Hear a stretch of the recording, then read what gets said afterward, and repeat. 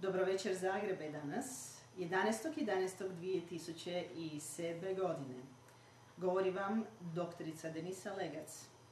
Danas ćemo govoriti o slatkim strastima.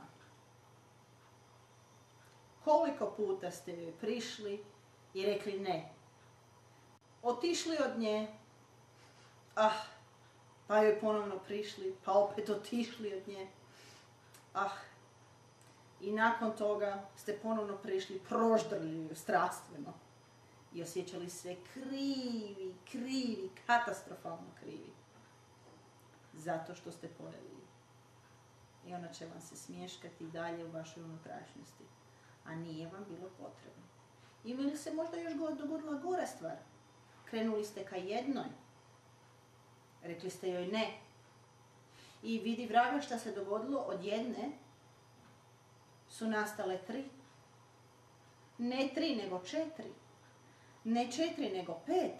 A onda nam je još ostala ona bijela, pa smo i nju morali proždrti. I onda smo se osjećali krivi, katastrofalno krivi. Ponekad smo i pričali sa njom. Da li da te pojedem ili ne? Ne bi te trebala pojesti. Ipak nije u redu. I osjećam se tako debelo i ne bi te trebala pojesti.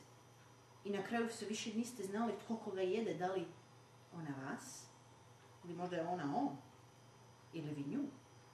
I opet se osjećate krivi, frustrirani.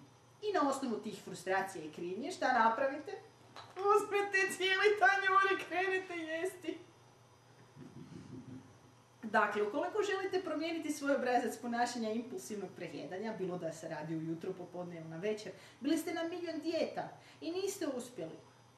Bili ste možda čak i na razgovoru i niste uspjeli.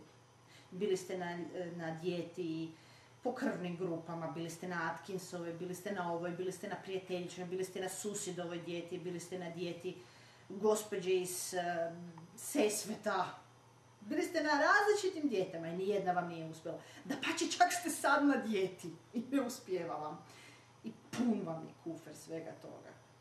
Javite nam se i mi ćemo vas usmjeriti drugim putem, jer kod nas se ne ide na dijetu. Kod nas se dapače čak niti ne mršavi. Ono što ćemo vas mi, drage moje žene, dragi naši muškarci, naučiti je sljedeće. Naučit ćemo vas kako da volite sebe, svoje tijelo, a time ćete promijeniti svoju prisutnost u svojoj svakodnevnici i imat ćete drugčiji attitude, drugčiji odnos sa svojom okolinom. Znači, ponovit ću, naučit ćemo vas kako da volite sebe. A zatim ćete naučiti kako da volite, kroz to što volite sebe, naučit ćete se poštivati. Nakon što se naučite poštivati, vidi vraga šta se događa, poštujete i druge. Znači, dragi moji, patiti je lakše nego činiti. Možete i dalje biti griješni ili nam se javiti. 091 505 7449. Biraj, ili zovi, ili čokolada. Laku noć, Zagrebe. Vaša doktorica Legac.